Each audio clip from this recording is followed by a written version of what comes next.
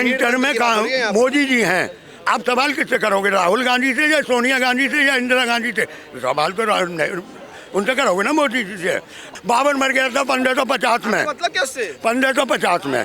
आज क्या इन लोगों ने, बीजेपी ने एक स्टैंड उठा रखा है कि 56 में बाबर ने बाबरी मस्जिद बनाई थी। मस्जिद का इतिहास तो 1526 से नहीं, नॉलेज आपको भी नहीं चाचा। 1526 से 1530 के बीच में मस्जिदें बनाई गई हैं। मैं तो कह रहा हूँ कि सारे हिंदुस्तान को खोद डालो। सर्वे करना और तोड़ने में फर्क है। सर्वे करना और तोड़ने में फर्क। तोड़ी जा रही है ना, सर्वे के बाद तभी तोड़ी जाएगी ना, जब प्रूफ हो जाएगा कि यहाँ मंदिर था। मेरा माल होगा आपके घर में, मेरा माल होगा तो मैं तो लूंगा ना अपना माल। जब कोर्ट में एक्ट पास है कि भाई तोड़ा नहीं जाएगा, है ना।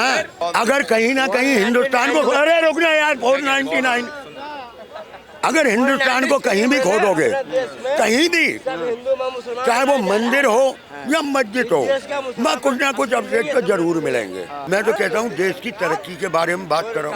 ये खोदा खादी, ये लोग बागों को भड़काना, लोग बागों के ऊपर टोंट कसना, इसे छोड़ो। और भी समस्या है देश के अंदर। मैं ममता बनर्जी का जिक्र सुनते ही ये बोलना चाहता था कि जो नर्स के साथ, महिला जो नर्स थी उसके साथ जो रेप हुआ था, वो अपने ही सीएम आवास के सामने कैंडल लेके बैठ जाती हैं कि मतलब न्याय करने कोई और आएगा। ये बताइए, अपने सीएम आवास के सामने कैंडल लेके आप बैठ जाती हैं। लेकिन आवाज, भाई साहब इधर आइए, लेकिन आवाज तो उठा रही है ना वो ममता। आपको नहीं लगता कि वो वाकई चिंतित है हिंदुओं के लिए? अरे सर, अगर वाकई चिंतित होती ना तो पता क्या करती, वो केंद्र पुलिस की जगह ना रेलवे पुलिस नहीं मांगती, वो कहती है हमारे लिए केंद्र पुलिस ही बढ़िया है, ठीक है, जो कार्रवाई करती है। इन लोग को पता है क्या है, इन लोग को एक डर सता रहा है। डर पता है क्या सता रहा है? जो यूपी में बुलडोज़र की कार्रवाई हो रही है। बुलडोज़र की कार्रवाई क्यों? यूपी में कांड हो जाता है, बुलडोज़र की कार्रवाई। 12 साल की महिला के साथ रेप हो जाता है, बुलडोज़र की कार्रवाई हो जाती है।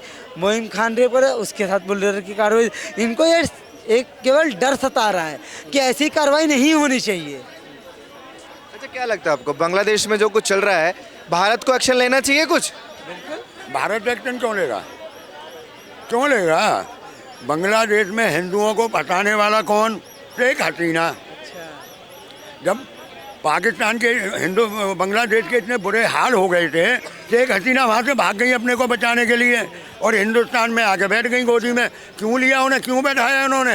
56 कंट्री है देश में मुसलमानों की, वहाँ क्यों नहीं गई वो? यही तो सबसे बड़ी वो है, वहाँ क्यों नहीं गई है?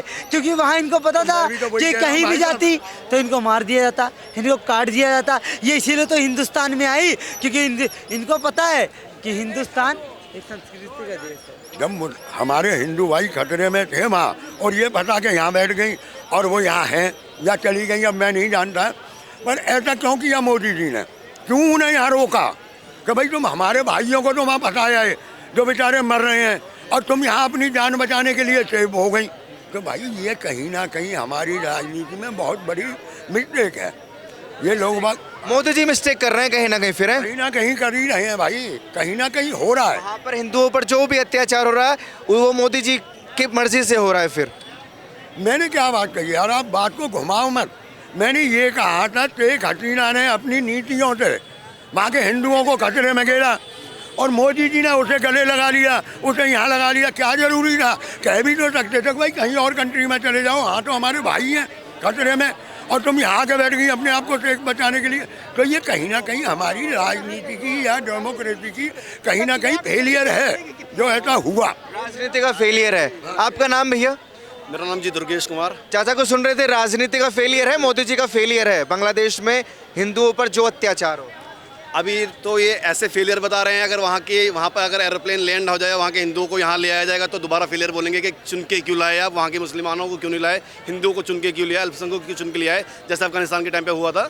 तो दोगले लोगों की दोगली बातें होंगी हमेशा, हर वक्त हर तरीके से बातें सरकार को घेरने की ही होंगी। मेरा भी ये डिमांड है, वैसे तो हक से डिमांड है कि बांग्लादेश के अंदर जिस तरह से प्रताड़ना हो रही है हिंदुओं के खिलाफ, या तो आप सर्जिकल स्ट्राइक करो, वहाँ के आतंकवादियों को मारना स्टार्ट करो, या फिर अगर वो नहीं हो सकता क्योंकि वो विदेश कूटनीति के अधीन आता है, आपको वो भी बचा कर रखना है, इमेज भी भारत की ख़राब ना हो, वो भी आप मानते हो, तो इस कंडीशन में आप एक सोशल तरीके से आप एक एरोप्लेन वहाँ पर लैंड कराओ, वहाँ के जितने भी हिंदू हैं, या तो इंदिरा गांधी के टाइम पे जैसे पाकिस्तान और बांग्लादेश डिवाइड हुआ था वैसे ही बांग्लादेश के अंदर घुस करके हिंदू राष्ट्र एक बांग्लादेश के अंदर बनाओ और वहाँ के हिंदुओं को वहाँ का हक दिलाओ, पहला काम। अगर वो नहीं हो सकता है तो वहाँ के हिंदुओं को यहाँ लाओ। भारत के अंदर पहले से ही बहुत सारे बार बार नहीं पहले तो मैंने बोला हिंदू राष्ट्र उनका राष्ट्र अलग बनवाते हैं। जरूर बिल्कुल। अरे अगर जब देश का विभाजन हुआ, जब मुस्लिम का जब पाकिस्तान बनाना था, जब वो लोग का पॉपुलेशन बढ़ा, अपना पाकिस्तान ले लिया, बांग्लादेश ले लिया, अफगानिस्तान ले लिया, और हिंदू जहाँ जहाँ है वहाँ से सिमट के यहाँ भागते जा रहा। और यहाँ भी जो होते जा रहा है, जो यहाँ भी कहीं कहीं जगह ऐसा है जो मुस्लिम के इलाका है, वहाँ जो हिंदू 2-4 घर रहते हैं वो डर के सहीम के रहते हैं। तो यहाँ भी वही हाल होगा जो पाकिस्तान और बांग्लादेश में हो रहा है, अफगानिस्तान में हो रहा है। अगर यहाँ का हिंदू नहीं अभी जगे और यहाँ का जो हिंदू नेता है, खास तौर के हिंदू नेता के ऊपर हम बोलना चाहते हैं, जो अपना सीट के लिए और अपने प्रॉपर्टी के लिए जो चाहते हैं कि हम वोट बैंक बना के मुस्लिम को बसा के वोट बैंक लेके और अपना कुर्सी पकड़ के बैठ जाए। तो आप कश्मीर का याद रखिए, कश्मीर में एक कश्मीरी पंडित ने 4 बिल्डिंग बनाया था, और जब उसको भगाने लगा ना तो वहाँ वो चारों बिल्डिंग छोड़ के भाग के आया। तो उस टाइम तो इंडिया में जगह था कि आके यहाँ पर बस गए। जब यहाँ से भागने लगोगे तो कहाँ जाओगे? प्रॉपर्टी तो बना लोगे, सत्ता भी पकड़ लोगे, सीट भी पकड़ लोगे। जब यहाँ से भी जब ये लोग का जब पावर बढ़ेगा, जब यहाँ से भगाओगे कहाँ जाओगे? सीट का सीट वहीं रह जाएगा, बिल्डिंग का बिल्डिंग यहीं रह जाओगे, तुम मिट जाओगे। मिटने से पहले जितने भी हिंदू नेता हैं, सुनिए भैया, ये जरूर डालिएगा, जितने भी हिंदू हो, लालू के बेटा हो, अखिलेश का बेटा हो, ममता हो, चाहे जो भी हो विपक्ष के नेता, जो मुस्लिम को सपोर्ट करके और हिंदू को प्रसारित करके हिंदू को दबा रहे हैं, हिंदू को जो ख़त्म करने पर लगे हैं, वो ये भूल जाए कि अगर हिंदू खत्म हो जाए तो उनका राज चलेगा। नहीं चलेगा। जब तक हिंदू है तभी तक उन लोग का भी राज चल रहा है। इससे बड़े अभी भी चांस है, लास्ट ही चांस है, मोदी के बाद फिर चांस नहीं मिलेगा। इतना अच्छा हम लोग का एक हिंदू के लिए हिंदू सम्राट मिला है, उसको उसका कदर करे, उसको समझे और मिल के और हिंदू को हिंदू राष्ट्र बनाए। सब नेता विपक्ष को भी बोल रहे हैं और अपना पक्ष अलग है। अब एक हाँ, पहला इन्होंने बात करी मायावती के बारे में जिक्र किया। इस वक्त सबसे अच्छा लगा मुझे कि मायावती ने बहुत स्टैंड क्लियर किया है अपना बांग्लादेश के विषय पे। ये बहुत अच्छी बात है और उसके लिए उनको थैंक यू है। इकलौती एक विपक्ष के नेता हैं जिन्होंने बांग्लादेश में स्टैंड क्लियर करा और उन्होंने हिंदू। ममता बनर्जी ने भी तो स्टैंड लिया है, अभी बोला है। मैं फिलहाल मायावती जी की बात कर रहा हूँ, उनके बारे में बात नहीं कर रहा हूँ। वो अपने पहले बंगाल के अंदर मालदा में जिस तरह से इंसिडेंट हुआ है वो सबको पता है, ठीक है। पहले बंगाल को बचा ले, वो बांग्लादेश के बारे में बात करेंगे। वो मायावती बारे में बात कर रहा हूँ मैं। जैसे इन्होंने बात करी कि हिंदू मेजोरिटी में रहता है या माइनॉरिटी में रहता है तो किसका फ़र्क पड़ता है। आपको पता होगा कि मंडल जी हमारे भारत के थे जो 1947 में आज़ाद होने के बाद में पाकिस्तान के पहले कानून मंत्री बनते हैं और वो वहाँ से भाग करके आते हैं। किस तरीके से आते हैं वो पता लगता है। इन्होंने बात करी प्रॉपर्टी को लेकर के भी। अफगानिस्तान और बांग्लादेश 2 ऐसा उदाहरण है, ताज़ा उदाहरण। पहले के समय में अगर हम बात करते हैं कश्मीर की हम बात करते हैं तो 1992 के बारे में जब बात होती है तो फिल्म कश्मीरी फाइल्स फिल्म आती है, जब हमें रियलिटी पता लगती है बड़े लेवल पे। नहीं था, प्रोपेगेंडा लगता था, सबको प्रोपेगेंडा लगता था। आज वो रियलिटी बनती है जब हमारे सामने मूवी आती है और हमें पता लगता है कि हाँ कैसे कैसे वहाँ पर कृत किए गए थे। अड़ोस पड़ोस के लोगों ने भी डायरेक्शन बताया था कि भाई वो मटके के अंदर छुपा हुआ है, चावल और गेहूँ के बीच में छुपा हुआ है। पड़ोस के लोगों ने बताया था कि आप देखते हो तो वही चीज़ें आज मौजूदा स्थिति में सोशल मीडिया का ज़माना है और लोग जागरूक भी होते चले जा रहे हैं। 2024 का भारत है ये। अफगानिस्तान में किस तरह से लोग वहाँ से भागे हैं सबके पास उदाहरण है। बंगाल में भी चुन चुन के मारा जा रहा है और लोगों को मैं मारने के मतलब मैं वो हाई लेवल की मारने की बात नहीं कर रहा हूँ, मैं ब्रूचुअली मर्डर की बात नहीं कर रहा हूँ। मैं बात कर रहा हूँ वहाँ के जो लोग हैं, जो हिंदू लोग हैं और जो बड़े बड़े रैंक में बैठे हुए हैं, उनको ज़बरदस्ती फोर्स किया जा रहा है कि आप जो है रिज़ाइन करिए। उद्योगपति जो हैं उनके ऊपर अटैक हो रहा है, आप वहाँ से छोड़िए, आपको यहाँ से कहीं ना कहीं भागना पड़ेगा। और जो लोकल लोग जो इन्होंने बोली कि ये सब जब भारत पे आएगा तो आप कहाँ भाग के जाओगे, है ना। अच्छा चाचा, इन्होंने 2-3 बातें बोली हैं। पहली तो वहाँ देश हिंदुओं को अलग मिलना चाहिए क्योंकि वहाँ हिंदू प्रताड़ित हो रहे हैं, यहाँ कहाँ तक लेकर आऊँगा। और इन्होंने बोला कि स्ट्राइक कर देनी चाहिए। आप साथ देंगे अगर स्ट्राइक की जाती है बांग्लादेश में, क्योंकि फिर मुसलमान भी मरेगा। देखो, पहली बात तो मैं हिंदू मुसलमान पे कोई बहस नहीं करता। अगर ये कह रहे हैं कि भाई वहाँ स्ट्राइक करनी चाहिए, मैं मारना चाहिए या अपने हिंदुओं को यहाँ लाना चाहिए, मैं इससे सहमत हूँ, ले आऊँ भाई। अब भाई साहब की 2 बातों का मैं विरोध करूँगा। पहली बात तो भाई साहब ने ये कही कि 1952 में कश्मीर में क्या हुआ। शायद भाई साहब को 92 आप जरा इतिहास उठा के देखना, सरकार किसकी थी और समर्थन कौन कर रहा था। कांग्रेस से सवाल क्यों? उस टाइम सरकार थी बीपी सिंह की और इन्होंने क्या नाम है अपने 56-57 एक मिनट भाई सवाल साहब किसी से यही- एक मिनट 56-57 संसदों को अपना समर्थन दे रखा था सेंटर में, तो आप आदमी एक मिनट भाई साहब एक जो मिनट मार रहा है सुन लो, सवाल उसी से है। एक मिनट सुन लो।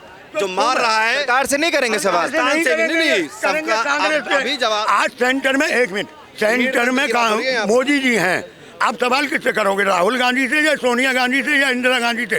सवाल तो उनसे करोगे ना मोदी जी से। और देखो भाई साहब थोड़ा मैं एक बात बताऊं, अब नॉलेज लिया आया करो, अच्छा। नॉलेज लाया अच्छा। करो। अब एक और बात मैं बोलता हूँ, एक बात और बोलता हूँ, बाबर की मृत्यु कब हुई बता सकते बाबर की हैं? ऐसी की तैसी, अरे हमें क्या लेना बाबर बाबर की की? मृत्यु कब हुई? हमें क्या लेना बाबर से? झूठ अरे महाराणा के बारे में पूछो, शिवाजी के बारे में, बाबर की ऐसी तैसी, बोलने का हमें भी क्या मतलब है भाई? होता है भाई, तो झूठ बोलने का भी। बाबर मर गया था 1550 में, मतलब क्या उससे? 1550 में।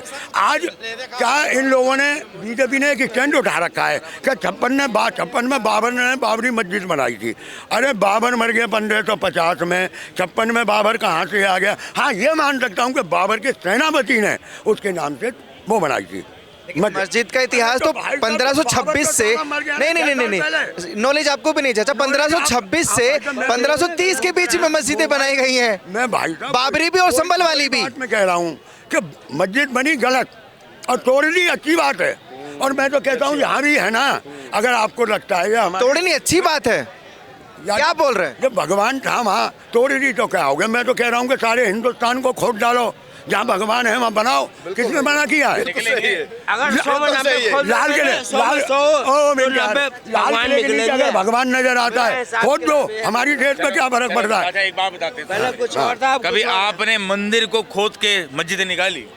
मैं तो नहीं बोलूंगा भाई, मैं तो इस बारे में सारे पहले भी निकले मैंने हैं कर यार, रहा क्या हूँ। बात कर रहे हो आप? नहीं मैंने तो तो नहीं मस्जिद को खोद के मंदिर क्यों निकल रहा है? बट ऐसा कभी था भाई ही साहब, नहीं। एक बात मैं बताऊं, अब सुनो एक मिनट भाई साहब, जिंदा है, जिंदा रहेगा। सुन तो ले। एक्ट बना था, एक एक्ट बना था 1951 में, 1991 में। हाँ 1991 में, कि भाई आज़ादी के बाद जो जैसी इमारत है वो वैसी ही रहेगी, उसमें तोड़ फोड़ नहीं होगी। अब जब एक्ट ही बदले जाते हैं, जब नेता ही बदल जाते हैं, नहीं बदला गया है चाचा, ये सर्वे के लिए गए हैं, तोड़ने नहीं गए हैं। सर्वे करना और तोड़ने में फर्क है, सर्वे करना और तोड़ने में फर्क। तोड़ी जा रही है ना सर्वे के। ये तो कोड बदल गया, सरकार बदल गई, तो जो अच्छा लगता है सरकार को करो। सर्वे के बाद तभी तोड़ी जाएगी ना जब प्रूफ हो जाएगा कि यहाँ मंदिर था। मेरा माल होगा, आपके घर में अरे मेरा आप- माल होगा तो मैं तो लूंगा ना अपना माल। जब कोर्ट में एक्ट पास है कि भाई तोड़ा नहीं जाएगा, है ना, वो बिना सबूत के नहीं तोड़ा जाएगा, लेकिन सेक्शन सी ये भी कहता है सर्वे के बाद। आप पूरे सेक्शन पढ़िए, फिर उसे पूजा स्थल एक्ट के पूरे सर्वे उसको पढ़िए। जहाँ भी खोदोगे, हमारी बहुत पुरानी परंपरा है, बहुत प्राचीन है हिंदुस्तान और हिंदू भी।